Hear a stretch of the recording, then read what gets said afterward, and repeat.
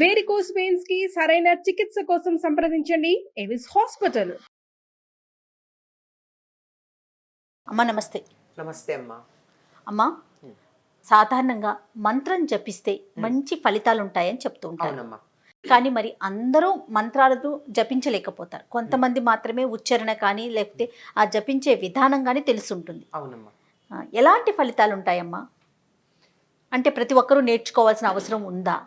అమ్మ, మంత్రాలు అన్నవి అందరికీ, సామాన్యమైనటువంటి జీవులందరికీ కూడా పెద్దగా ఎవరి చేత ఉపదేశం పొందాల్సిన అవసరం లేకుండా ఏదన్నా తలుచుకోదలుచుకుంటే ఇవ్వబడినటువంటి మంత్రాలు ఉన్నాయమ్మా. తారక మంత్రం అంటారు, రామ మంత్రం. దానికి ఎవరైనా చక్కగా ఉచ్చరించవచ్చు. కారణం ఏమిటి? అందులో ఉచ్చరించడానికి కష్టం ఏం లేదు. ఈ స్వరపేటిక ఉన్నటువంటి ప్రతి వాళ్ళు ఉచ్చరించగలిగినటువంటి ధ్వని రా.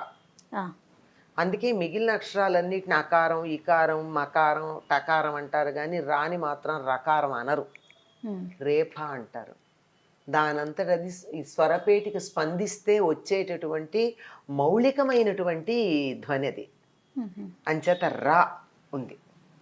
మా నోరు మూస్తే వచ్చే మా శబ్దం అదే. ఇది ఇంత ఉచ్చరించడానికి చాలా తేలిగ్గా ఉండేదే కాక చాలా గొప్ప గొప్ప గొప్ప పరమార్థమైనటువంటి అర్థాలన్నీ కలిగి ఉన్నటువంటిది. ఇంకా నేను దాని అర్థం చెప్పడం మొదలు పెడితే 2-3 గంటలు పడుతుంది. అంతటి విశేషం ఉందని మాత్రం చెప్తున్నా. అటువంటి మంత్రాన్ని నిరంతరం జపించుకోవచ్చు, తప్పేం లేదు. లేదు అంటే నమశివాయ, మళ్ళీ అందులో దానికి ఓం లాంటివి ఏం చేయడానికి లేదు. ఉట్టిగా పంచాక్షరి 5 అక్షరాలే. ఓం చేరిస్తే మళ్ళీ మీకు ఎక్కువ అవలా? అవునమ్మా. అయిపోయిందా లేదా? ఇది కూడా పంచభూతాలకి, పంచతత్వాలకి, ఇంకా చాలా వాటికి సంకేతంగా ఉండేటటువంటి అద్భుతమైనటువంటి మంత్రం. ఓకే. ఈ 2 మాత్రం అందరూ ఎప్పుడైనా అమ్మా. శ్రీరామ, అలానే శివాయ. శ్రీ లేకపోయినా రామ అన్నా చాలు, ఉట్టిగా రామ అన్నా చాలు. శ్రీ చేర్చినా తప్పు లేదు. ఒకవేళ శ్రీ ఉచ్చరించలేకపోవచ్చు కొంతమంది, అసలు ఉచ్చరించలేరు కొంతమంది. అంటే శ్రీ అంటూ ఉంటారు, సాని షాగా పలుకుతారు కదా. అవునవును, శ్రీ అనకపోతారు. అంచేత రామ సమస్య లేదు. శివాయ అన్న దాంట్లో శివాయ అన్నప్పుడు చచ్చినట్టు శివాయ అంటే తప్ప, లేకపోతే కుంటిసా అనే అవకాశమే ఉండదు. శివాయ అని చక్కగా అంటారు. ఎంత దయమ్మ మన పెద్దలకి మన మీద. అందరూ చాలా తేలికగా ఉచ్చరించగలిగిన మంత్రాలు ఇచ్చారు. ఇంకా అంతకన్నా పెద్దవైతే ఉచ్చారణలో తేడా వస్తుంది. అసలు ఉచ్చారణ అంటారు చాలా మంది. ఉచ్చారణ తప్పు, ఉచ్చారణే అనాలి. అక్కడ ఒత్తు లేదు, చాకి ఒత్తు లేదు. అక్కర్లేని చోట ఒత్తులు పెడతాం, కావాల్సిన చోట ఒత్తులు పెట్టాం. ఉదాహరణకి ప్రొనౌన్సియేషన్ అంటాం, నౌన్ పలికి. అసలు ప్రొనౌన్సియేషన్ తప్పు, ప్రొనౌన్సియేషన్ ఇంగ్లీష్లో కూడా. అసలు ఉచ్చారణకి సంబంధించిన 2 పదాలనే సరిగ్గా ఉచ్చరించాం మనం, అటు ఇంగ్లీష్ కానీ ఇటు తెలుగు కానీ. ఇట్లాంటిది మంత్రాలు తప్పు చదివితే ఎంత ప్రమాదం ఉంటుంది. అందువల్ల ఎవరైనా ఆ మంత్రాన్ని స్పష్టంగా అక్షర దోషాలు లేకుండా, అక్షరమే కాదమ్మా, దీర్ఘము, హ్రస్వము, ఎక్కడ ఉదాత్త అనుదాత్త స్వరితాలు అంటే ఎక్కడ పెంచాలి స్థాయి, ఎక్కడ సమంగా ఉండాలి, ఎక్కడ కిందకు ఉండాలి, వీటన్నిటిని చూసుకుని మరి ఎక్కడ విడదీయాలి, ఎక్కడ కలపాలి, ఇవన్నీ చూసుకుని స్పష్టంగా ఉచ్చరించి మంత్రాన్ని సిద్ధి పొందినటువంటి వారి దగ్గర ఉపదేశం తీసుకుని అంత స్పష్టంగా ఉచ్చరిస్తే ఫలితం ఉంటుంది. పుస్తకాల్లో చదివి ఎక్కడో విని స్క్రీన్ మీద చూసి చేస్తే అంత సరిగా ఎక్కడుంటుంది. ఉదాహరణకి చెప్తాను నేను. ఫలితం అంటారు అందరూ. ఫలితమా? కాదు కదా, ఫలితం అనాలి. మరి ఫలితం అని పలికి నాకు ఫలితం ఏమంటే దేవుడు ఇస్తాడా? ఇవ్వడు. అంటే అయ్యో దేవుడికి జాలి లేదా అంటే, జాలి ఉన్నది కనుకే నువ్వు ఫలితం అనకుండా రామ అంశాలు ఇస్తానంటున్నాడు. ఎందుకు? కష్టమైన కష్టమైన పనులకు వెళ్ళడం దేనికి? ఆ పనులు కష్టమైన పనులు, వాటి దగ్గరికి ఎందుకు ఎడుతున్నావు? తేలిగ్గా మాట్లాడండి. ఎవరితోనో పోటీ, వాళ్ళు చేశారు నే చేయాలి, వీళ్ళు చేశారు నే చేయాలన్న తాపత్రయం తప్ప ఇంత తేలికైన ఉండగా ఎందుకు వెళ్ళినట్టు?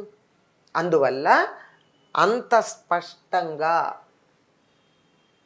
ఫలితం అనడమే అలవాటయ్యి ఫలితం అనకుండా ష అనకుండా స అనకుండా ష పలకగలిగితే మిగిలిన చాలా వాటి జోలికి వెళ్ళట్లా నేను. కొన్ని మాత్రమే, ఇది మాత్రమే బాగా అందరూ అంటూ ఉంటారు కనుక చెప్తున్నా. ఇవన్నా లేనటువంటి వాళ్ళు పెద్ద పెద్ద మంత్రాలు మేము చదువుతాం అని పెడితే ఎటువంటి ఫలితం ఉంటుంది? ఎందుకు ఉండదండి అంటే ఉండదు. ఎందుకు ఉండదు అంటే కొన్ని మంత్రాలకు అసలు అర్థాలు లేవు. అర్థం తీస్తే డిక్షనరీలో ఇది ఒక బీజాక్షరం అని ఉంటుందే తప్ప మంత్రానికి అర్థమే ఉండదు. ఎందుకు అర్థం ఉండదు అంటే అదంతా కోడ్ లాంగ్వేజ్. మరి ఎలా అర్థం చేసుకోవాలమ్మా? అర్థం చేసుకోనక్కర్లా, మంత్రం చదివితే చాలా. ఆ మంత్రాన్ని అంత స్పష్టంగా ఆ మంత్ర అధిష్టాన దైవం పేరేదో చెప్తారు కదా, ఆ దైవాన్ని మనసులో పెట్టుకుని ధ్యానం చేస్తూ ఈ మంత్రాన్ని ఉచ్చరిస్తే సరిపోతుంది. ఎట్లా, ఎందుకు ఇట్లా, దీనికి ఇలా కోడ్ లాంగ్వేజ్ అని ఎందుకన్నారు? అందుకే మంత్రం రహస్యం అంటారు. రహస్యం అంటే తీసుకెళ్లి బీరువాలో దాచిపెట్టి ఎవరన్నా వస్తే ఇట్లా దాచిపెట్టేసి కుంకు కింద పెట్టి అని కాదు అర్థం. It is coded. ఆ కోడింగ్ ఎలా ఉంటుంది? కోడింగ్ అంటే ఉదాహరణకి నేను మీకు ఏదైనా మెయిల్ పంపించాలనుకున్నాను. మీ మెయిల్ ఏదో ఉంది, మెయిల్ ఐడి ఉంది. ఆ మెయిల్ ఐడిలో నేను అక్కడ డాట్ పెట్టలా, రాదుగా. దాన్ని మనం మామూలు భాషలో ఏమంటాం? ఫుల్ స్టాప్ అంటాం. మెయిల్ ఐడిలో ఏమంటున్నాం? దాన్ని డాట్ అంటున్నాం, లేదా హ్యాష్ అంటున్నాం, ఎట్ ద రేట్ అంటున్నాం, లేదంటే అండర్ స్కోర్ అంటున్నాం, లేదంటే డాష్ అంటున్నాం, లేదంటే అపాస్ట్రఫీ అంటున్నాం. దీనికి ఏమన్నా అర్థాలు ఉన్నాయా? లేదు కదమ్మా. అదొక లాంగ్వేజ్ అంతే. ఆ లాంగ్వేజ్ మన భాషకు సంబంధించింది కాదు. అది కంప్యూటర్ మాత్రమే డీకోడ్ చేయగలదు. అవునా? కరెక్టేనమ్మా. అవునా? నాకు దాని డీకోడింగ్ నాకు సంబంధం లేదు. నాకు నీకు మెయిల్ కావాలి అంటే నీ మెయిల్ ఐడి నేను తీసుకుంటే చాలు. నేను అది కొడితే దీనికి అర్థం ఉండొచ్చు, ఉండకపోవచ్చు. చాలామంది మెయిల్ ఐడీలు రకరకాలుగా పెట్టుకుంటే అసలు పేరు ఉచ్చరించడానికి కూడా రాదు. దేనికి అది విడివిడి అక్షరాలు నువ్వు పలకాలే తప్ప దాన్ని మొత్తం చదువుదామంటే ఎట్లా కుదురుతుంది? అవును, ఏమిటేమిటో పెడతారు. డబల్ టీలు, డబల్ ఎస్లు, డబల్ ఎల్లు పెడతారు. ఏమొస్తుంది? ఏం అర్థం? అది ఉచ్చరించలేం కదా, ఎట్లా వెళ్ళింది? అంటే ఉన్నది ఉన్నట్లుగా ఒక చిన్న యంత్రమే. దానికి సంబంధించినటువంటి నేను ఇక్కడి నుంచి అక్కడికి భావాన్ని ప్రసారం చేయాలంటే ఒక టెక్నికల్ గా ఒక కోడ్ లాంగ్వేజ్ వాడాం కదా. అవును. ఇక్కడి నుంచి ఎక్కడికి, ఇక్కడి నుంచి ఎక్కడికో పంపాలంటే ఎంత కోడ్ లాంగ్వేజ్ ఉండాలి? ఎంత బాగా చెప్పారమ్మా. కోడ్ లాంగ్వేజ్ ఉండాలా వద్దా? అవును, ఖచ్చితంగా ఉండాలి దీన్ని బట్టి. మరి అందుకని నీకు ఆ కోడ్ లాంగ్వేజ్ స్పష్టంగా వచ్చి ఎక్కడ అండర్ స్కోర్ పెట్టాలో, ఎక్కడ క్యాపిటల్ పెట్టాలో, ఎక్కడ నార్మల్ లెటర్ పెట్టాలో కోడింగ్ జాగ్రత్తగా వస్తే చాలు. దాని అర్థంతో పని లేదు. అర్థంతో ఎక్కడ పని వస్తుందంటే ఈ ఏ దేవత గురించి నువ్వు ఈ మంత్రం చేస్తున్నావో ఆ దేవతకి సంబంధించిన ముందు ఒక ధ్యానం ఏదో ఉంటుంది ప్రతి మంత్రానికి. ఆ మంత్రానికి ముందున్న ధ్యానంలో ఈ దేవత యొక్క లక్షణాలు ఉంటాయి.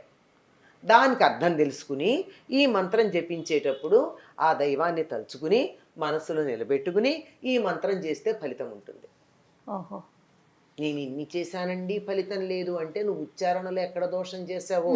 అలాంటప్పుడు మీరన్నట్లుగా చాలా సులువుగా మాట్లాడే విధంగా రామా కానీ, శివ నమశివాయ కానీ, ఇలాంటివి ఇంకా కొన్ని ఉన్నాయట అమ్మ. సేమ్ అంటే పెద్ద పెద్ద మంత్రాలకి వచ్చినంత ఫలితమే దీనికి కూడా ఉంటుందా? మరి అసలు అద్భుతమైన ఫలితం ఉంది, తప్పు చెప్పే కన్నా సందేహం లేనే లేదు.